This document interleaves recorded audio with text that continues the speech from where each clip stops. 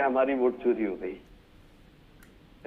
दूसरी बात यह है कि ये जो अनंत भैया ने बोला कि भाजपा ने मध्य प्रदेश में कांग्रेस की सरकार तोड़ दी, गिरा दी, ये कर दिया, वो कर दिया, लोकतंत्र का बाकी सब कुछ संविधान का कर दिया। ये एकदम उपचुनाव की लाइन थी। ये उपचुनाव के बाद से अभी तक शायद काम पे आए नहीं। दिग्विजय सिंह जी ने स्पष्ट कर दिया है कि भारतीय जनता पार्टी ने कांग्रेस को नहीं तोड़ा। कमलनाथ जी की ईगो ने, कमलनाथ जी की अकड़ ने और इन लोगों के बीच में जो समन्वय नहीं बन पा रहा था, ये लोग जो एक दूसरे के काम में टांग अड़ा रहे थे, दिग्विजय सिंह जी सिंधिया जी के काम में टांग अड़ा रहे थे, इसके कारण कांग्रेस टूटी। सिंधिया नाराज होकर गए।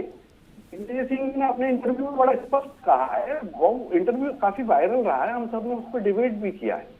तो अब वो विषय रहा ही नहीं कि भाजपा ने तोड़ ली। सिंधिया जी कोई मतलब छोटे बच्चे हैं क्या, आप बिस्किट दे के ले जाएगा कोई?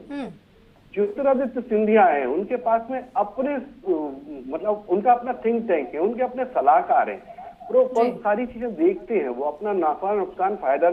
आपको क्या लगता है कि ऐसे ही उठा के ले गया कोई, ऐसे ही उठा के वोट ले जाता है कोई, ऐसे ही उठा के कुछ भी ले जाता है?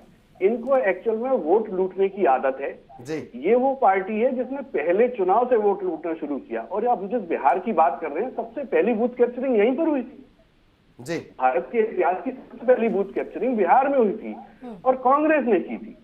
तो कांग्रेस को आदत है बूथ कैप्चरिंग की। अब ये बूथ कैप्चरिंग कर नहीं पा रहे हैं। ईवीएम आई थी तो इनको समझ में नहीं आया, पुराने लोग हैं, नई टेक्नोलॉजी के साथ नहीं जाते। वही पुराने लोग ईवीएम लाए हैं अवस्थी सर। बिल्कुल।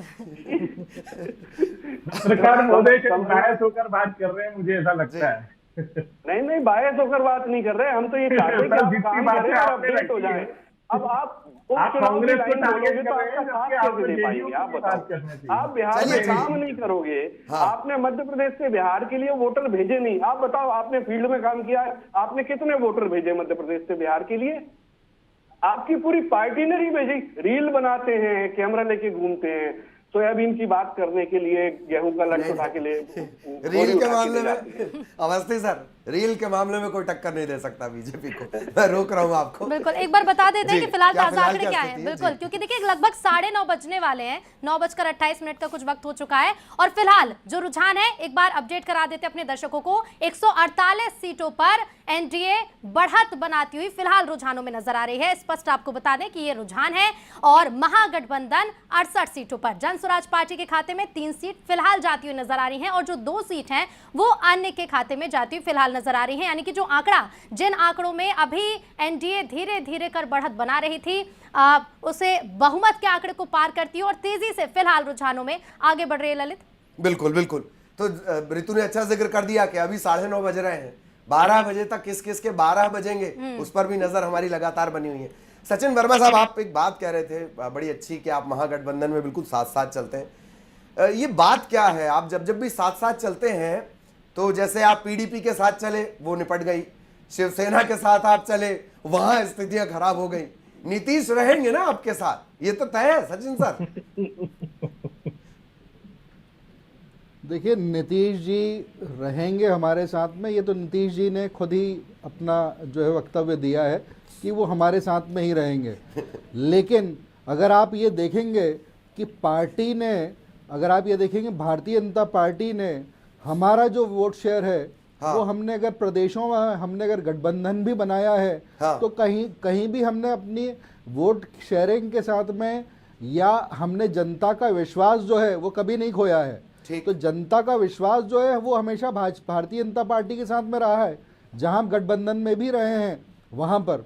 तो ये जो एक जो भारतीय जनता पार्टी का जनता को डिलीवर करने वाली जो एक राजनीति है, जिसमें 2 वे कम्युनिकेशन चल रहा है कि हम जनता के साथ में जो है उनका फीडबैक भी शेयर करते हैं और जनता से रेटिंग मांगते हैं कि पार्टी और सरकार के कामकाज की रेटिंग जो है वो जनता खुद करे।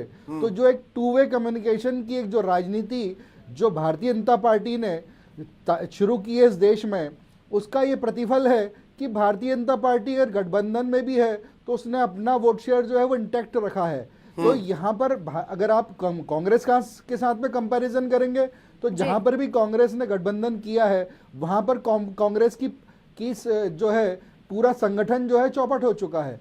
आज जो है कांग्रेस जो है वो जो है आप लोग कभी कभी कहते हो वहाँ कांग्रेस पर है कहाँ, अपने जो सबसे ज्यादा तो बीजेपी के बयानों गठबंधन में की कांग्रेस पार्टी है। जो है, मैं सर आपको मैं रोक रहा हूँ, एक इंपॉर्टेंट जानकारी देंगे और उसके बाद ये चर्चाएं लगातार चल रही हैं। हमारे साथ बेहद खास पैनल लगातार हमारे साथ बना हुआ और क्या स्थितियां हैं ऋतु, एक बार वो अपडेट दे दिया जाए।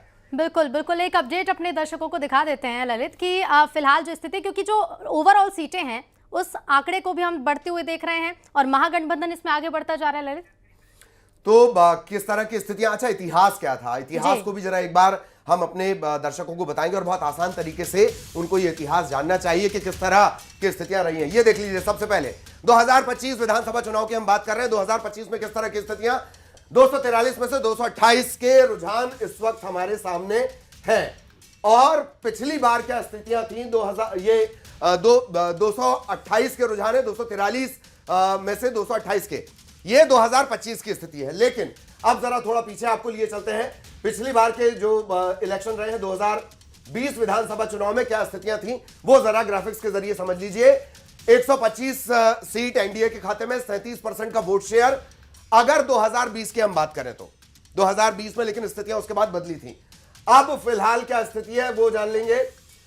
2020 विधानसभा चुनाव, वोट परसेंटेज की बार बार बात हो रही है, 37%, 37%, लगभग कंपैरेटिवली दोनों बराबर थे। लेकिन अभी जो रुझान आ रहे हैं उसमें आरजेडी कहीं ना कहीं पिछड़ती हुई नजर आ रही है। एक बार फिर आपको 2025 जिस चुनाव में इस वक्त हमें, वहां पर लिए चलते हैं। 2025 में क्या स्थितियां, अब वोट परसेंटेज देख लीजिए, 37%। अभी ये जो रिजल्ट है ये लगभग आपको बराबर नजर आ रहा है। लेकिन यही स्थितियां बदल रही हैं और इससे लेकर बीजेपी बार बार कह रही है। अभी जो हम जैन साहब को सुन रहे थे, वर्मा साहब को सुन रहे थे, उन्होंने कहा कि वोट परसेंटेज हमारा कंसिस्टेंस रहता है।